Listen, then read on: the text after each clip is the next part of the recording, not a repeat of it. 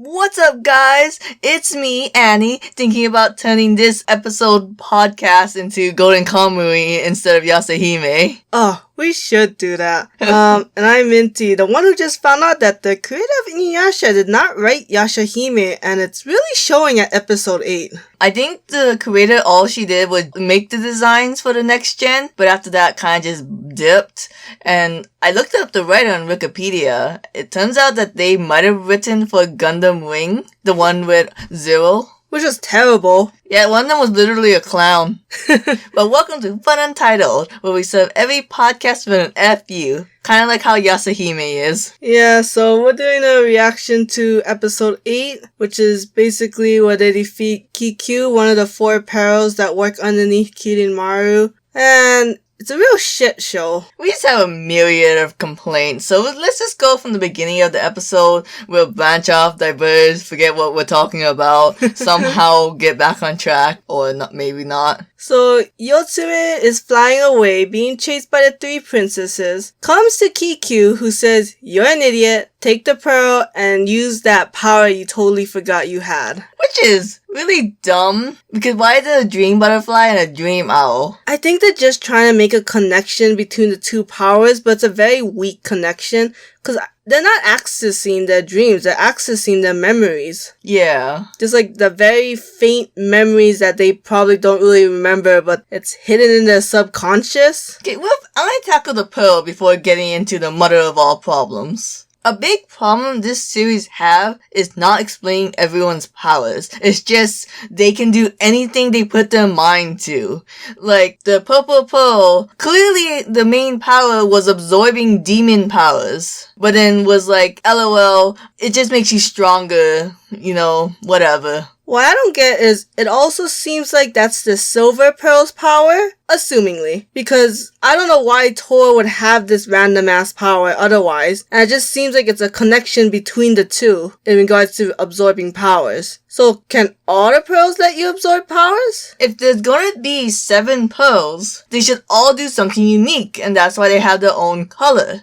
If it's just 7 pearls that does the same shit, it sounds a lot like the Shikon Jewel. We already knew the Rainbow Pearls was just a replacement for the Shikon Jewels. I hated was that Kikyu could do the little whip thing. Yeah. I'm like, that's all you can do? It's a cat whip. Ka-chow! I'm like, and then you can transform, which does nothing, and then you can absorb powers, which is the Rainbow Pearl's power. I'm like, you're a motherfucking demon. You should be able to have more than just one power, although it shouldn't be like the princesses where it's like completely random and out of place. Although since you're a new character, it's a little bit more acceptable. If all the pearls got a rainbow pearl, and Setsuna and Tora got a rainbow pearl, does that make them the unofficial 5th and 6th pearl donned by Shishomaru? You think one of the pearls is Shishomaru? No, I think Shishomaru gave the title of pearls to his $2 when he gave them the 2 pearls. Oh, I mean, It's a dumb... Okay, this is what I don't get about the pearls. They're supposed to be really strong and really powerful, and yet so far, we defeated 2 of them in 1 episode each. We didn't even get to see one of them. We saw the son, I guess. Was he? Oh, The boy? was that? That was his son. That was his hot son. But didn't the bones look like a spider? What are you talking about? I don't remember anymore. These episodes are so forgettable. Throwaway episodes, just like the next one where they use a child as a shield. Fucked up, yo. We're not gonna forget that, hopefully. Now let's get into the biggest problem, in my opinion, of the episode, the dreams. I told you, they're using the wrong word. They're just trying to make a connection. I'm just saying, okay, if they're looking into the dreams, there is no reason why Setsuna twirling her Cyclone Burst, aka Kagura's move TM, Woo. why it would switch around the dreams. Because the only reason from a writer's perspective why you would switch Moroha and Takechiyo's dream is just so Moroha can't see her parents. Because you gotta keep dangling those threads or else no one's gonna watch you a shit show. You did also mention as we were watching, how did Toa not get affected? Unless she switched with Setsuna, which makes no sense. But I guess then Setsuna couldn't access Toa's dream. But the spell is not even on Setsuna, so it wouldn't work anyways. Also, if fainting works on Setsuna, we should just make her faint every night so she can get some damn sleep. But not like the lack of sleep has hurt her or has been detrimental in any way. Fair enough. As a Setsu-Rin shipper, how do you feel about, Don't make it sound like I ship Setsuna and Rin together. No, I'm sorry, I'm a Shishomu-Rin. How do you feel about the fact that the dream butterfly is taking sleep from Setsuna and giving it to Rin? I want to say, first of all, just because I like this Shishomu and Rin ship, it really has no consequences or no effect on my opinions on a lot of these things, unless it's gonna actually involve the couple. Otherwise, I don't give a shit. I think it's weird. I think it's stupid. I don't know what's the point of it. I mean, obviously that's part of the mystery that we're supposed to care about, but I really don't. I don't care, and I feel bad. I don't care about the Rin thing. I don't care about Inuyasha and Kagome, which I know has been trending on Tumblr and Twitter. The show is so badly written that I don't care about the things that I'm originally looking forward to. See, I was thinking as a Shishomu Rin, because it seemed like Shishomu really loves Rin at the expense of his daughters. I don't know if I'm the right person to ask. I think you're kind of implying maybe this is a weird relationship. Unless it's going totally batshit crazy, I'll stick with a ship. Well, it's not. I guess this is more like, are you upset it's being written this way more than are you jumping ship? Yes, I guess I am upset that it's being written this way because unless there's like a really good explanation that really ties in everything. What I feel like is that this story is written in a way to keep one concept true no matter what. And I think that concept is just the fact that the three princesses don't know their parents. And they're gonna make every stretch and throw a rock as far as they can to make the other concepts weak, but as long as it supports the same concept that they will never know, did not know their parents from the beginning of the series. So I think the whole point of putting Rin to sleep is just an excuse to have that Toa and Setsuna doesn't know their mom, but just, it makes no sense. On the bright side, we learned more important things from the two dreams of Takechiro and Moroha. Hachi is not or his father? Yeah. I don't know, cause Junbei, the demon corpse seller, seems to address her as a female. Does he? I'm pretty sure. What, trans rights? Not everything is trans, right? It could just be a translation problem. Fuck you. Well, no, I was gonna say Hachi come here and clutch because he was in two dreams.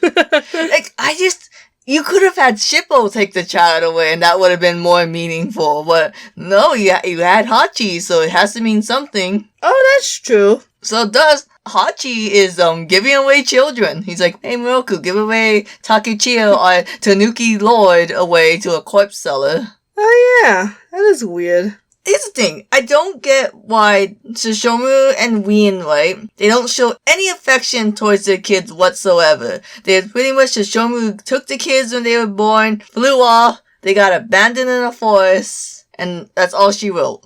I'm pretty sure Shishomu knew that no matter what happened to these kids, they were gonna survive. They weren't gonna be like Inuyasha and be like a little bitch boy who cried to his mom. He was gonna make sure that they went through the lion's trial and lived. Is that good parenting? I don't know, but he's a demon. How are we to judge? I wonder if anyone got pissed by the fact of that scene where Shishomu and Kian Maru teleported up the staircase to like fuck up Inuyasha and Kagome's domestic life. Oh yeah, that's a good point. What is up with that scene? I feel like it's kind of hinting Shishomu is working with Kian Maru to save Rin. Here's the thing. If you're gonna have a mysterious scene and just leave the audience quote-unquote hooked, I feel like the scene should also give some information and not just be like, oh, we're gonna imply something and then totally change it when we reveal it. It's like, how about you give me a chance? Otherwise it just feels jip. It feels like there's no point in anything. Because there's no point in trying to solve the problem or even assume anything because it's like, I know it's gonna be wrong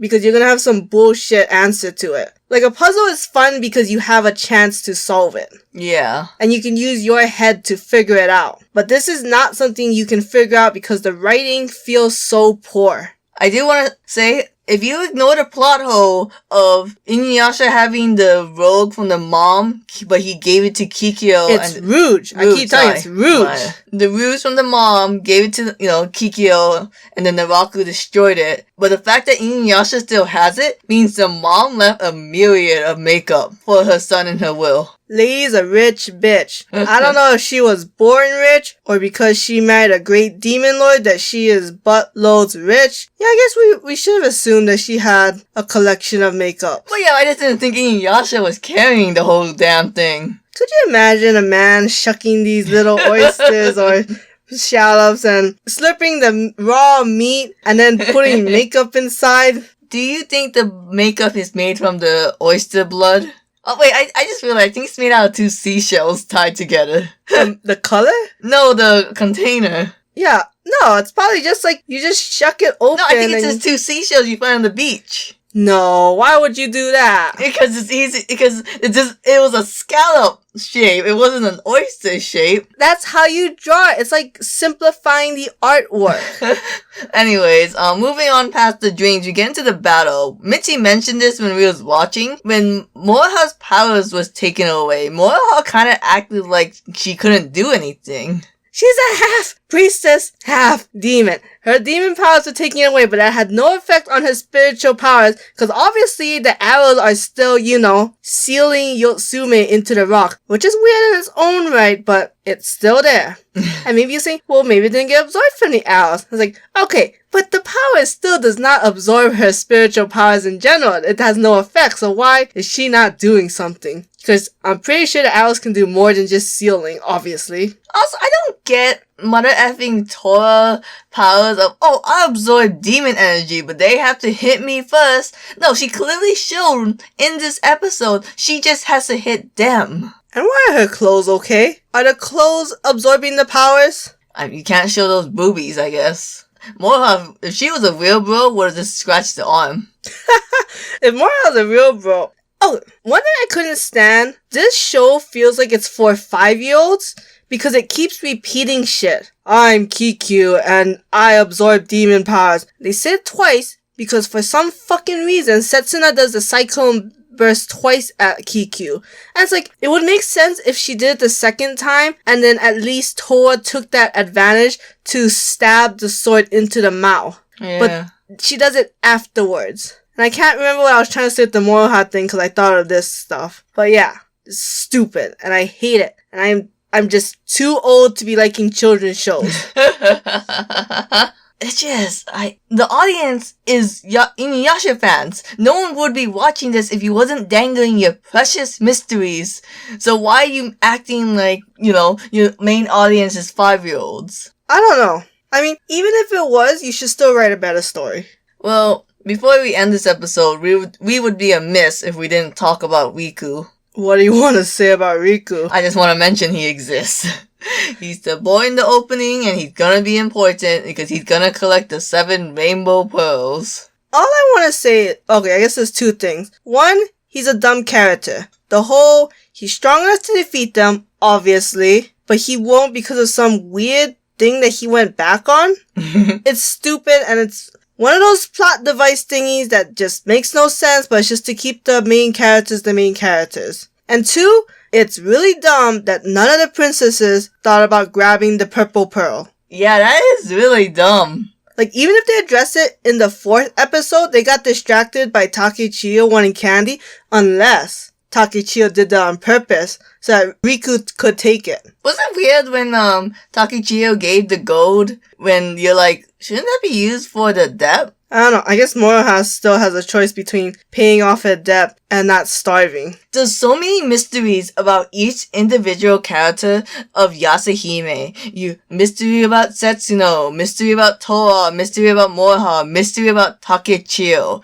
It's too much to make a mystery about the corpse, dealer, and then a mystery around Riku. Like, will someone please just be forefront here? You know what? The mysteries wouldn't be so bad if there was a story to distract you that you want to solve this mystery. And at that point, I think we just gotta end the podcast. Are we gonna do the next episode? Are we gonna switch to Golden Kamuy? Probably not, because we really like to finish things. Okay, thanks. Bye.